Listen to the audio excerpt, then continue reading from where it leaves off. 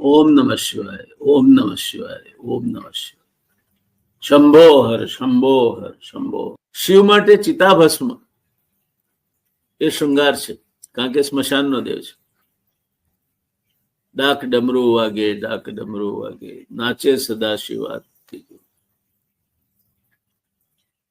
શિવ ધારે તો બ્રહ્માંડની અમૂલ્ય વસ્તુઓ અને રત્નો અલંકાર તરીકે ધારણ કરી શકે. એના માટે કશું જ અશક્ય નથી. પણ એમણે શૃંગાર માટે સ્મશાનની બભૂતિને જ પસંદ કરી. વાત બહુ સ્પષ્ટ છે કે બધું જ જતું રહેશે. કંચન વર્ણી કાયા હશે, અગ્નિ ભસ્મીભૂત કરી નાખશે. કાયાનો મોહ, માયાનો મોહ કશું જ સાથે આવવાનું નથી. સનાતન સત્ય છે તે ભસ્મ છે. અને એટલા માટે ચિતા ભસ્મથી શિવ પોતાના શરીરનો લેપ કરીને શૃંગાર કરે છે.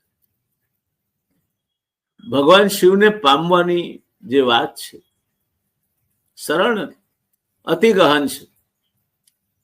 તેમનું નિવાસ સ્થાન આપણે જાણીએ છીએ કૈલાસ છે, જ્યાં પહોંચવું અતિ કષ્ટદાયક છે. ત્યાં દેવો પણ રહી શકતા નથી.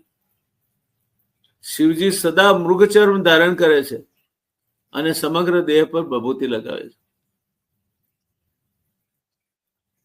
શિયાળાની ઠંડીમાં આપણે તાપણું કરીએ છીએ, એની ભસ્મ જો લગાવીએ શરીર, ઠંડી નહીં હોય. મહદ છે. શિવ સંહારના દેવતા છે. તેઓ કલ્યાણકારી અને નિર્લેપ જીવન જીવે. શિવને કોઈ જ મોહ માયા સ્પર્શી શકતા નથી.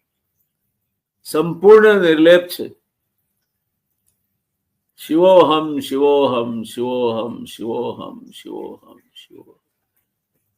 આત્મા એ સંપૂર્ણપણે નિર્લેપ બનવાનો છે. શિવ સ્વરૂપની સમીપે પણ જવું હોય તો મોહ રાખીને જઈ શકાતો નથી. બધું જ ભસ્મ થઈ જાય. પોતાની જાત પણ એમાં હોમાઈ જાય ત્યારે એની ભસ્મ તમે જયારે એનો લેપ કરો શરીર,